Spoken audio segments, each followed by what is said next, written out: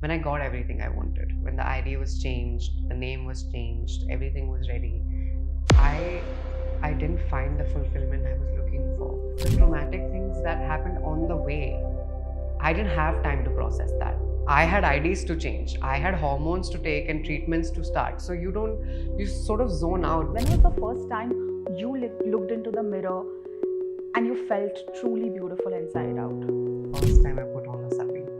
It was my nani's sari, but where the pleats in the sari fall, it almost masks a part of my body that I'm very uncomfortable with. Because if I'm wearing a dress or anything else, there's so much wearing constrictive garments, taping stuff away, tucking stuff away. And this was a beautiful garment without the pain. Women like their gay best friend to be an accessory. And before I transitioned, I had come out as gay. And so I think the perception changed from an accessory to an equal or to a competition. That has drawn so much reach amongst every community, which is the trans bill which was passed recently. All we have is self-expression and self-identification. All we have is the label that we fought for. And now imagine that is gone. The way my father reacted to me having opposite gender interactions when I was a boy, there was a sense of pride. You know, when your boy is talking to girls and like, oh, jawan ho raha hai. And the way he responded when I started talking to men as a woman, and it was drastically different. It's so crazy how I transitioned, and then I would walk out of the home and people would look at me and I would still feel like it's the same thing as being in the school corridor and people are looking at me, laughing at me. People think coming out and making other people accept you is hard. Try accepting yourself. That's the real hard part. Well, my guest today is somebody who's created her own space, which is very special, very unique, of course, with her powerful aura and fearless voice. If you tell her she can't do something, she'll probably do it twice and show you how it's done. And it gives me so much pleasure and honor to be welcoming Ella D Verma only on FPJ Showbiz podcast, The Game of Fame. Hi, Ella, it's so good to have you. It's so good to be here, and I hands down have to tell you that has to be my favorite intro of all times. Thank you so much. Thank you. That means a lot to me because, when you're introducing somebody, whatever comes to your heart, I don't really prepare so much because I know you through social media. I have seen your journey. And firstly, it gives me so much pride when I see people like you grow because I know it's difficult and I know that there has been a journey that you've crossed and you're sitting here today and you've done this full promotion yesterday. And it must be feeling so like a full circle because I heard a podcast of yours where you said, I want to act. I want to explore that. How has that entire journey been like now?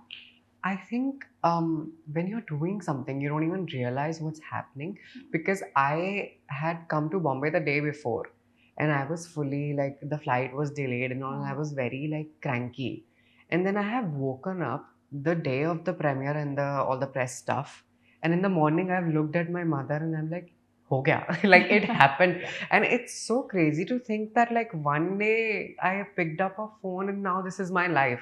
It doesn't quite hit. And even if I genuinely sit down with it, it doesn't come around that way because I would be lying if I didn't say I knew I would be something in life. But the timing, by God's grace, I've been such a lucky girl. It's happened so quickly for me and in such a wonderful way that like I thank my stars every day. I saw your mom's photo from the premiere. She reposted it on her story and her videos come on my page sometimes and her videos are so cool. Like, I have grown up with a cool mom. So I know what it's like. It's the best thing in the world. Yeah. She seems like your best friend, somebody you can share everything with. What was her initial reaction like to all of this, getting recognized, getting famous, and now, of course, entering the show business also? See, I think with my mom, she was used to seeing me on stage. I was always the co-curricular kid. So she knew that feeling of like an auditorium full of people clapping for your child. Right. But of course, it's another step, another pedestal to be in media, to have fans, basically. You know, when you're on stage, people clap for you and then you leave. People don't chase after you. Okay. So that was something new for her. And for her, it was like almost predictable because she's seen so many awards and trophies with the school stuff. And then there was a bit of a gap when the transitional phase was there and I was having a bit of a low moment in life. And then the trophies and Yeah. the laurels and everything just started rolling back in. And she was like, oh yeah, this is everything I'm used to. But she's lovely, and she loves talking to people. She Correct. loves genuinely, she's an empath like I am. And so not only that people love me, but when she sees the kinds of things that people say to me, the letters that they write, and they say how I have personally impacted them, or how her for that matter have, they found like a mother figure in Yeah. her. So I think she's very it's a very wholesome feeling for her. I think everything's right for her. Yeah. Big things also come with responsibilities when these young girls or women in general, or maybe men, I don't know the gender, but when they look up to you, when they Yeah. call you their inspiration, it also puts that added pressure on your shoulders because you are the role model now. Each Yeah. step you take, they'll have their eyes on that. Does that also sometimes make you feel too overwhelmed? It does. I'll tell you what it is. So I started social media when I was 17 going 18. I went big around 19. And then now I'm 22. But the thing is, I've always sort of looked mature, and my TED Talks and all of these, like inspirational, motivational, serious conversations. So I think people assume I'm older in that way as well. And so the expectation is more. And then, of course, I see creators around me who are the same age, and they're able to be, a little more reckless and have a little bit more fun. And there's less scrutiny about them not being serious all the time. So I did have a moment, but I do think some of it was motivated by the fact when I realized that my content was a little difficult to monetize. The way that I dressed, Yes. whether that is wearing ethnic, or the way that I made my videos with, I didn't do shock value for a very long time. So the thing that frustrated me was, of course, when I went to influencer events, it was hard to connect, and also the money was a little slow. So in that way, I felt like a pressure to catch up, and so I did. I did sort of try to, go into the meme wala Yeah. zone and go along with whatever was massy, and it's made me a lot of money. Like, let's not deny that. Like, it was a great phase for me financially, but I think once the money was made, I was left with, but what about me? I felt like a shell of a person, because like I miss being this gyani. I love talking and all of Of that course, stuff, and I yeah. think I think the internet is my journal at some point, and that is how it's always been for me. So I did miss that, and then I had to come back to it. But the responsibility in that sense, I don't mind it. Yeah. I think, if anything, I'm lucky, because to be put in a position where you can be responsible for a community that is such an exploited minority, that means I've had a life that is so much easier than most women who Yeah. are in my position, or most children who are in my position. And so, in that way, I don't take it as a pressure, I take it more as like a luxury. Absolutely. You have had a very empowering journey. But that being said, I don't think every part of it was the same. Of course, you must have had ups and downs. Yeah. When you were transitioning, what was the most empowering phase like for you? Was it, discussing it with people? Was it sharing it online, or was it something internal? I think it was the most powerful, if I have to say, the most steadiness came from my family. My family, not in an academic sense, they didn't understand everything. Yeah. They weren't well read. We didn't also come from an academic background, not a lot of money. But the family unit is very strong. The baseline is love. Like the kind of parents who love you no matter what. And so even their disapproval only came until the point they didn't realize this was right for me. Because the second they put the pieces together and they realize that this is right for their child, they will fight the world for it. And they have. So in that way, the steadiness came from the family. But actually, the weirdest thing was that when I got everything I wanted, when the ID was changed, the name was changed, everything was ready, I I didn't find the fulfillment I was looking for. Because the thing is, the traumatic things that happened on the way, I didn't have time to process that. I had IDs to change. I had hormones to take and treatments to start. So you sort of zone out. But the book where it's like your body keeps count. Yeah. So it's so crazy how I transitioned, and then I would walk out of the home and people would look at me and I would still feel like It's the same thing as being in the school corridor and people are looking at me, laughing at me. But it wasn't. It was this trauma, it was this perception. And so that's when I realized that, oh, like I won the race, but I fell along the way and scraped my knee, and now is my time to take care of it. So that was really the hardest part of it all. I think people think coming out and making other people accept you is hard. Try accepting yourself. That's the real hard part. Beauty is this concept which is very personal. Like when I hear somebody say, oh, she's beautiful, or oh, she's not beautiful, I think to myself, who are you to decide that? Yeah. If she feels beautiful, none of this matters. Yeah. When was the first time you looked into the mirror and you felt truly beautiful inside out? I think, it sounds cliche, but I think it was the first time I put on a sari. It was my nani's sari. It was this beautiful chiffon red sari with black borders and red roses on it. And I remember draping it, and I just felt like, oh my God, this is, I think for logical reasons also, because this might be TMI, but where the pleats in the sari fall, it almost masks a part of my body that I'm very uncomfortable with. So it was the first time I really put on a garment and I felt beautiful without the pain. Yeah. Because if I'm wearing a dress or anything else, there's so much wearing constrictive garments, taping stuff away, tucking stuff away. And this was a beautiful garment without the pain. So I think that was my first time experiencing beauty without pain. So like the first time I wore a sari. Wow, that's such a beautiful story. But when you are, of course, surrounded with people who are your loved ones, you spoke about your family. What about friends? Because Yeah. you were quite young. Of course, your friends were your age or similar Mhm. age group. How did they cope up with it? So I didn't have a very big friend group. Okay. And my best friend, even to this day, is literally my cousin. I'm very close with my family. But the friends that I did have, luckily my school, the positioning, we were very close to the MEA housing. Okay. So a lot of the friends, were students who had studied in Canada or in the US. And so they were sensitized to some level. Okay. And I had mostly female friends who we know naturally young girls are better empaths than young boys. Young Absolutely. boys are a whole different breed. So in that way, there was no hostility from my friends. They understood everything. In Wow. fact, they were excited. They were like, So what do you sweet. want? Can we lend Yeah. you our dresses? Can we do, okay, now you can do the makeup with us and not Yeah. just on us. So in that way, the friends were really supportive. But one thing that I did see, and I hate to put another woman down, but the truth is, I think a lot of women like their gay best friend to be an accessory. And before I transitioned, I had come out as gay. Yes. And so I think the perception changed from an accessory to an equal. Yes. Or to a competition, quote unquote. And so I had a few falling out in that sense. So that was a bit of a bittersweet part. But I think it was totally worth the authentic life I live now. Wow.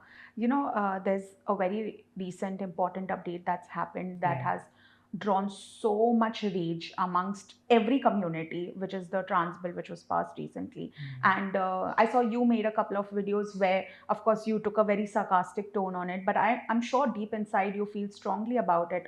Uh, when you saw that happen, when you saw that unfold, as somebody who anyway has had to fight so much and now come to a position where certain rights are taken away, how did you feel and how did you process that in your head? I think, see, I love that question. And I would love to even point it out to you when you say certain right taken away. It's the only right we had. On paper, I've always advocated for the way that this country has recognized and supported LGBT people on paper. Yes. But ground level sensitization is a completely different reality. And oftentimes in real life, all we have is self expression and self identification. All we have is the label that we fought for. Yeah. And now imagine that is gone. So it was hard, but it's a very privileged stance to make, but I'm not in the position to feel the direct blow of it. My legal framework and my identities have been changed. Yes. My parents are with me. For whatever I need, whoever I need to talk to, we will find a way. But there are children, 12, 13, 14-year-old children who don't have anything to back them up anymore. And even for me, when I was transitioning, being able to point stuff out in the constitution to make my parents understand that was a resource. Yeah. When I could look at medical research and say, see, doctors are saying this is fine, this is not a problem. It helped my parents feel comfortable. Now imagine being a transgender person advocating for your identity without the legal framework to even back it up. So that is the part that is horrifying. And I think when something is passed in this country and people are disappointed by it, on some level we do try to find a silver lining कि चलो मुझे नहीं तो किसी को तो कुछ मिला होगा. But this is genuinely one thing where I can't find it. Yeah. Like I can't find a bargain or a middle ground at all. So I think it's absolutely disheartening.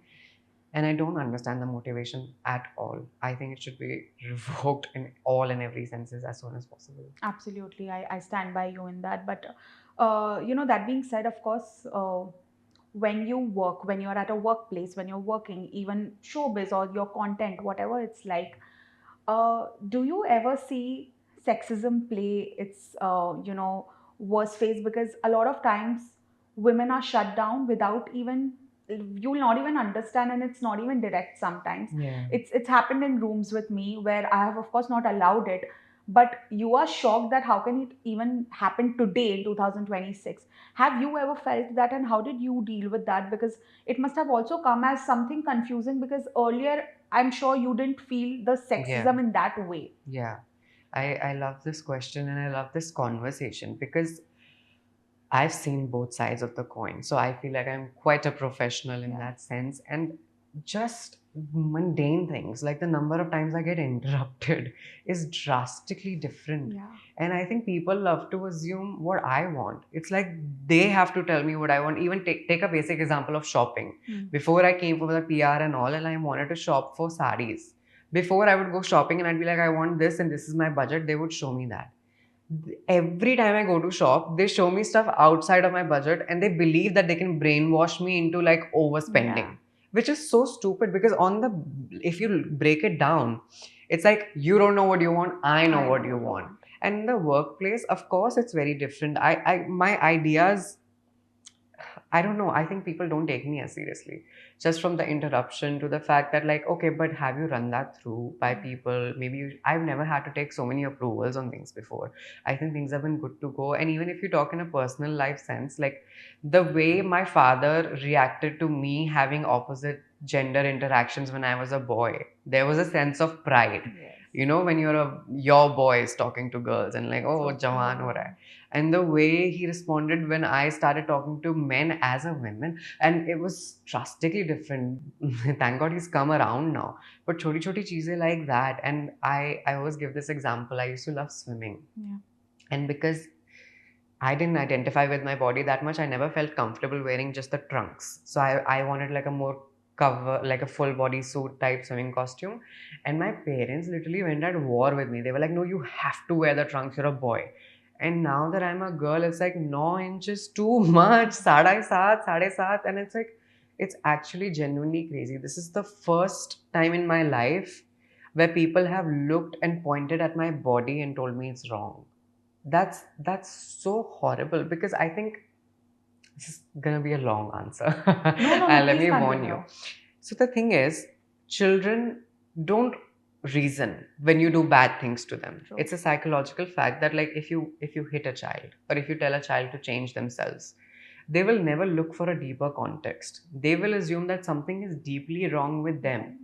So even if you take the very small example of there's family over, go change. Why are you wearing shorts? Tauji's coming, Chachaji's coming. The little girl doesn't have the capacity to understand ki, Arey, my fucking Tau is a perv. They think something is wrong with my legs, my body. Like I'm dirty, I'm impure. And that's something that I didn't grow with. And now imagine that. Like I feel like I could only advocate and ask for the things because I tasted them before.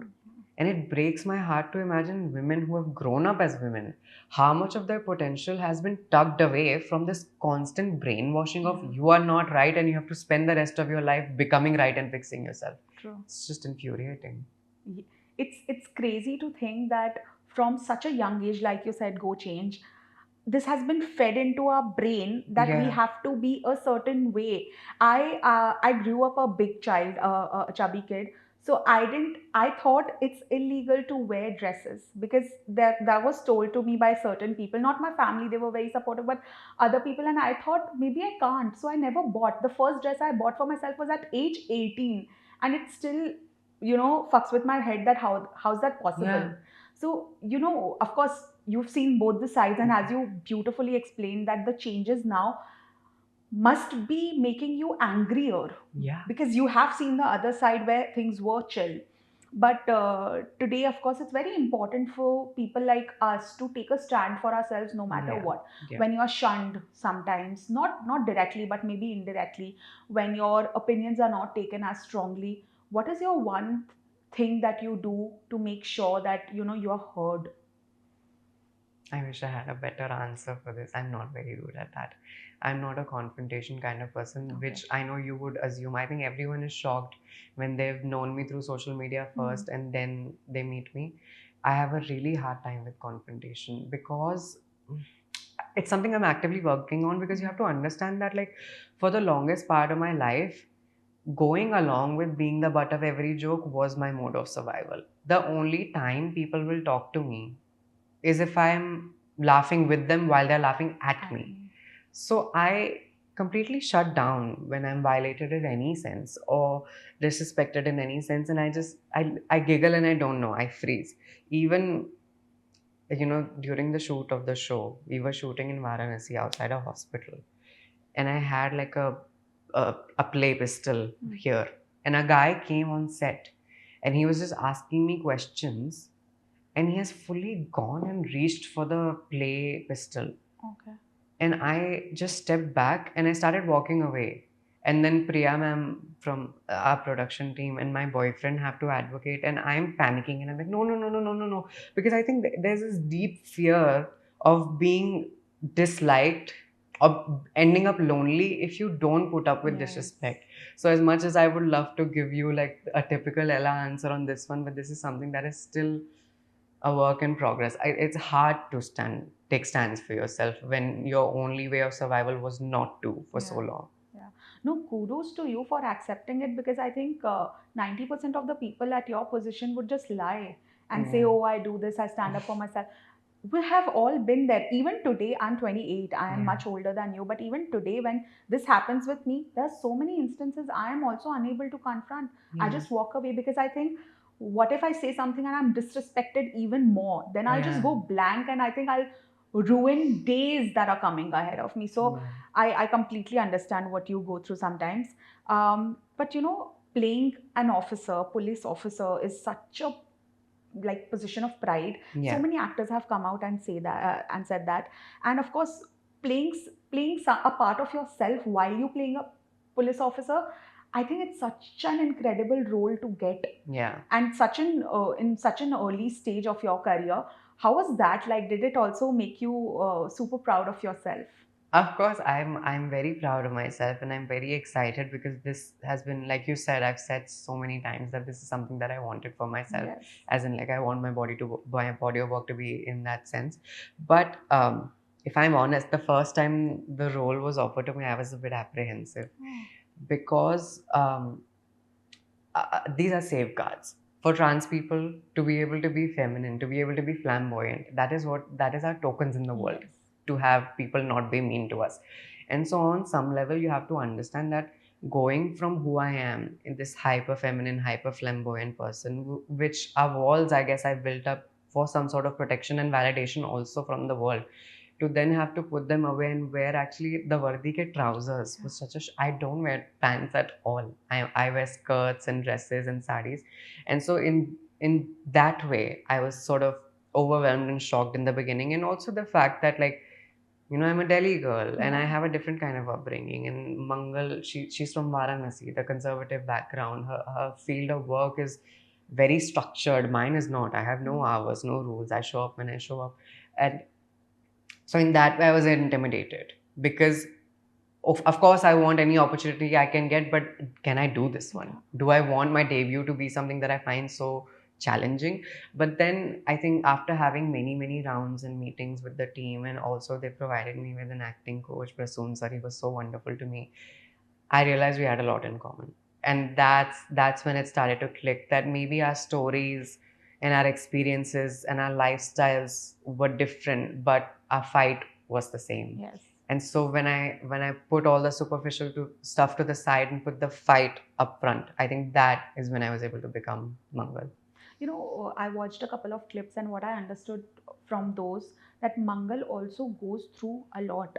Like, Yeah. her journey is not like a flat line, and she Mhm. herself is not black or white. It's Yeah. gray, like all human beings. When you're playing a character, which you said that you thought she was similar to you, like this one, emotionally, do you feel the lows while performing those scenes, or while basically when a scene is something that people are trying to be mean with you or commenting?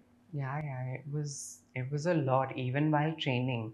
They would, because I'm based in Delhi, Yeah. so a lot of the times I had to send self shot videos Okay. to take the stuff. I couldn't do it. I would end up crying, and I think it all for the greater good, because I think it put me face to face with the fact that I had tucked away so many things. Even me, you would think this hyper, self-aware, working on myself kind of a person. Maybe I would have processed all of it by now, but then every day I find out, okay, there's another drawer, there's another thing tucked away, and it comes to surface in different ways.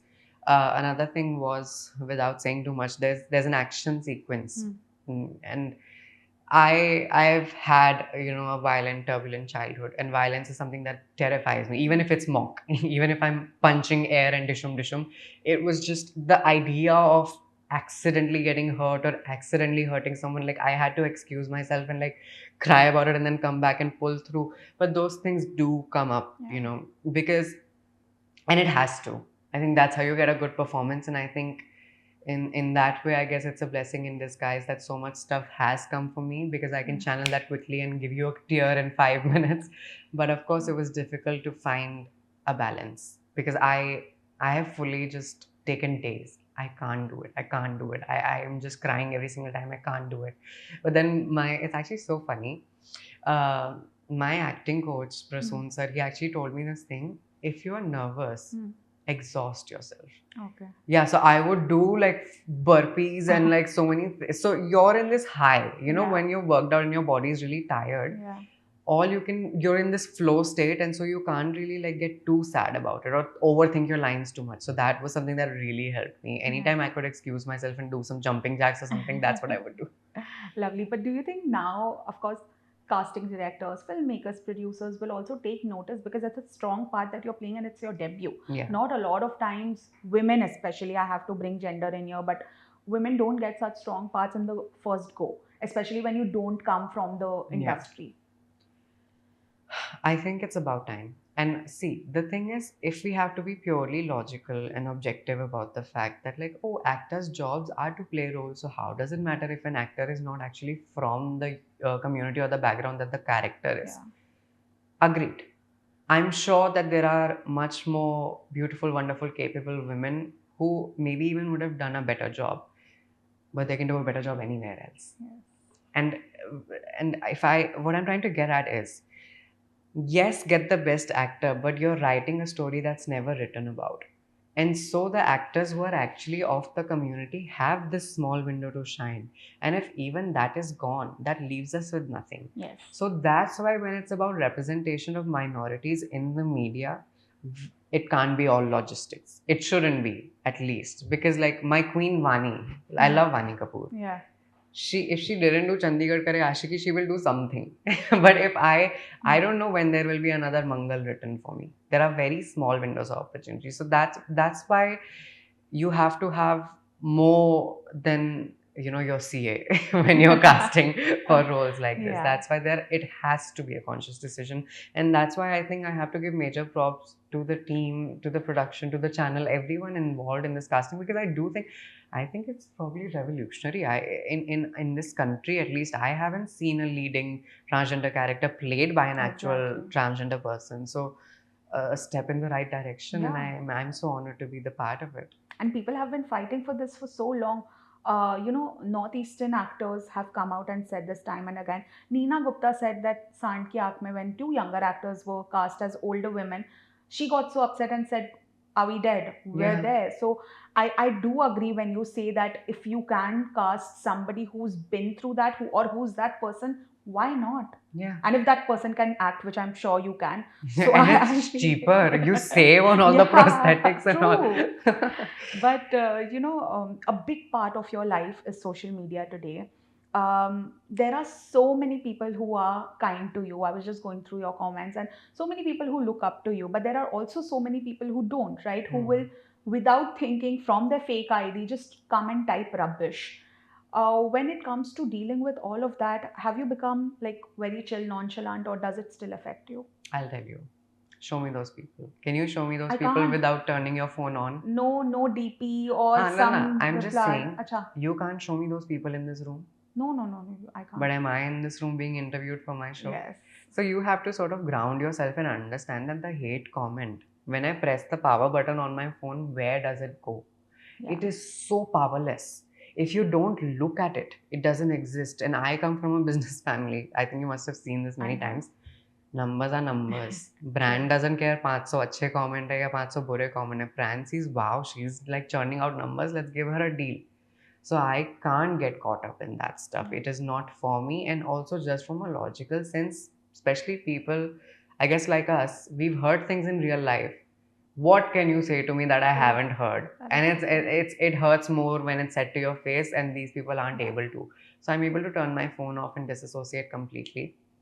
Of course, there are moments when they say something that I've personally struggled with.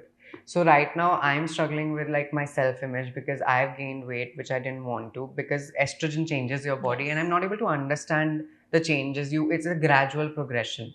And so when I was already feeling insecure about that and then people pointed it out, of course it hurt more. But guess what? Like even when I was heavier, the numbers were still the same. Yeah. And so what? I went to Goa about it. But this has been such a nice, such a heartfelt conversation. But there are pros and cons of everything, and the show's name is The Game of Fame. If I ask you what is the biggest pro and the biggest con of being famous and having fame, what would that be? I think the biggest con is sometimes the unnecessary policing that is done on you. And I, of course, understand and acknowledge that being in the public eye comes with some sort of responsibility. But I think all of us have to agree that it is disproportionately on the women who are famous, or at least the feminine who are famous. Because I think men are able to portray such controversial characters, associate with such, horrible brands and get away with it. Yes. But women, like I said, it's so funny if you think about it. Item numbers are what? A woman provocatively dressed with people of the opposite gender around her, sexualizing her and dancing around her. But when have we ever had an uproar about this hero coming shirtless out of the pool and girls in bikini dancing around? Yeah. That is also an item number. The item is the guy. Exactly. So that part, it's such a con. And the pro, I love the pro. I love being able to reach people, especially like, I think that is. I always love to say that, like, when people tell me you can't have children, your family's over, your legacy's over, tumhara vansh khatam, and I'm like, my love is my legacy. Yeah. Like, I've touched and helped and healed so many people, and so I'm in their heads. So my legacy lives on. So that part is really wonderful, to be able to actually make and see a change. Because I see comments and it's not just people who see themselves in me, it's people who see their past. I've gotten so many comments where people are like, I apologize to people from my school who had bullied growing up. So that is really fulfilling. And of course, the money part is really nice. Really nice. I love it. This is my first time experiencing money. Yeah. Like we don't come from very good money. So I'm actually still not yet, because my mom is very big on saving. But once the savings are ready, I will spend like a maniac. Wow. Yeah. But on that note, thank you so much, Ella, for showing the human side of yourself. Because often on social media, we just see this person who's looking nice, who's putting nice videos, and we make a perception about them. But you've truly proven that kindness and having a powerful voice, it goes hand in hand, and you can be both. Yeah. And on that note, thank you so much for joining in. I hope you like this conversation. Thank you for having me. This was so fun. And for the record, I'll repeat it. Best intro this whole time. I've done this for so many times, and this is the best one. Wow, thank you so much. That means so much. Thank you. Hi, this is Ella D Verma, and you're watching me on FPJ Showbiz.